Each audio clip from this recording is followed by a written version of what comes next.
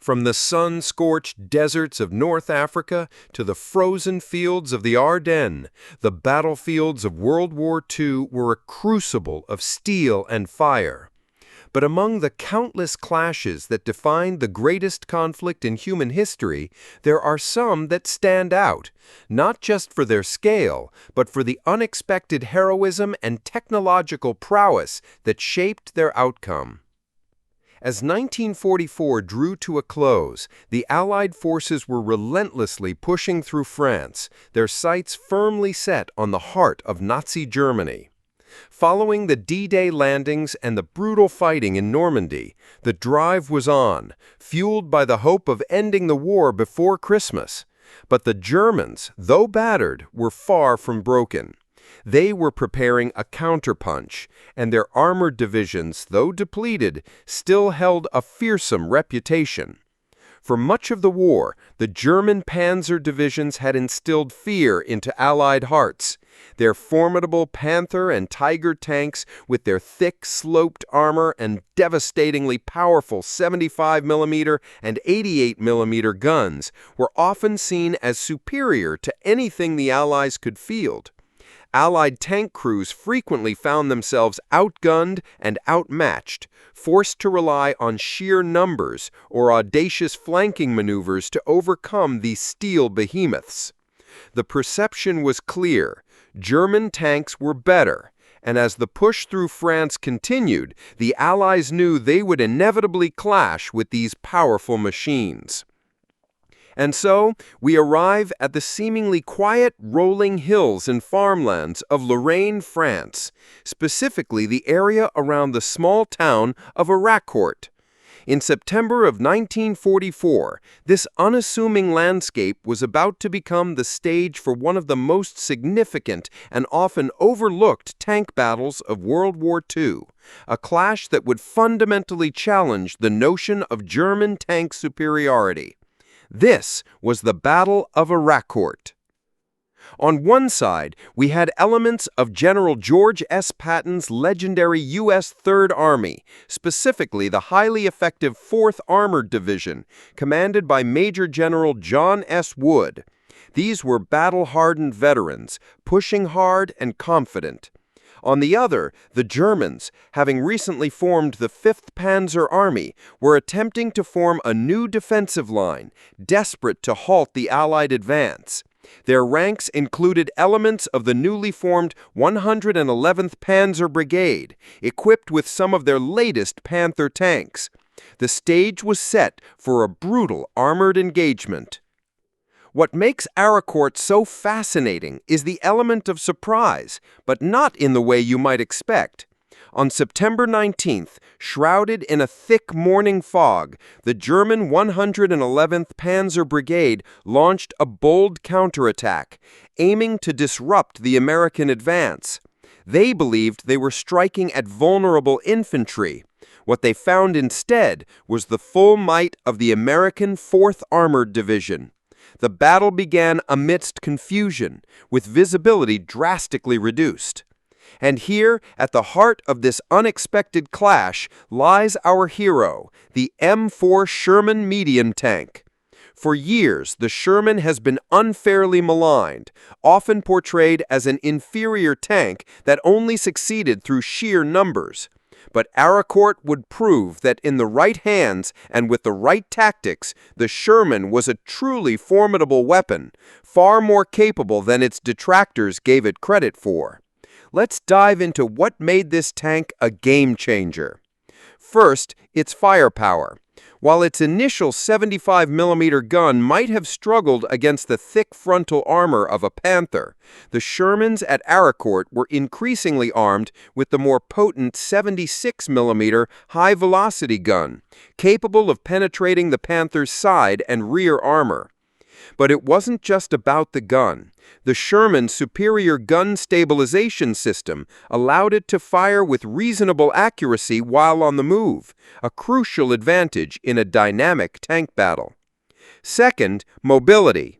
The Sherman was faster and far more agile than the heavier German tanks. This allowed American crews to outflank their opponents, getting into positions where their guns could be most effective. They could exploit the terrain, appear from unexpected directions, and quickly disengage if needed. And finally, reliability. The Sherman was relatively simple to maintain and repair in the field. This meant more tanks were operational more often, a critical factor in sustained combat. While a Panther might break down or require extensive repairs, the Shermans kept rolling. But the Sherman's dominance at Arracourt wasn't just about its individual characteristics. It was about how the Americans employed them, a masterclass in combined arms tactics. The 4th Armored Division didn't just throw tanks at tanks. They integrated their armored units with infantry support, artillery, and crucially, their dedicated tank destroyer battalions. The M10 Wolverine and the incredibly fast M18 Hellcat tank destroyers, though lightly armored, packed a powerful punch with their 76 and 90 mm guns. They were used as mobile anti-tank ambushes, lying in wait to spring deadly traps on unsuspecting German Panthers. This layered defense and offense proved devastating. Over the next 7 days, the Battle of Arracourt raged. The foggy mornings gave way to clearer skies, allowing American air superiority to play a role. But the core of the fight remained tank on tank. The Germans, convinced of their Panthers' invincibility, often charged headlong, only to find themselves outmaneuvered and ambushed. American crews, under commanders like Abe Baum, who would later lead the famous task force at Bastogne, displayed incredible bravery and tactical acumen. They used the terrain to their advantage, firing from hole-down positions, utilizing their superior speed to flank Panthers, and engaging them at close range where the 76 mm gun could pierce their thinner side armor. The often cited one Sherman versus one Panther scenario simply didn't apply here. It was many Shermans working in concert against a sometimes isolated German opponent. By the time the battle ended on September 29th, the results were stark. The German 111th Panzer Brigade was effectively annihilated as an offensive force. Estimates vary, but the Germans lost over 80 tanks, primarily Panthers, and hundreds of casualties. In stark contrast, the American 4th Armored Division lost just a handful of tanks, with relatively few casualties. Arracourt was a decisive American victory and a profound psychological blow to the Germans. It demonstrated that even with theoretically superior tanks, poor tactics, inadequate intelligence, and a lack of combined arms coordination could lead to catastrophic failure. The Battle of Arracourt wasn't just a win, it was a testament to the Sherman tank's true capabilities.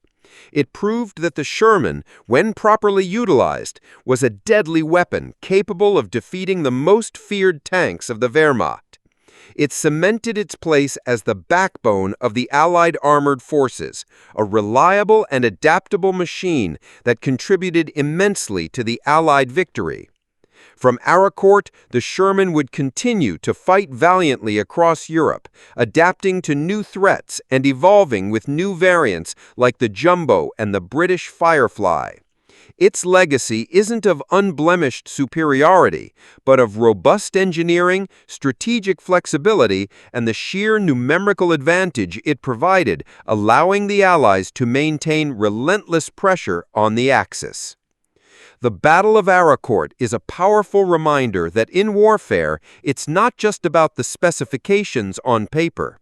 It's about the training, the tactics, the leadership, and the sheer courage of the men who crewed these steel beasts. It's about the collective will to win. The Sherman tank, often underestimated, emerged from the fields of Arracourt not as an underdog, but as a dominant force. Its story is a vital chapter in the history of armored warfare, a testament to its enduring impact on the battlefields of World War II.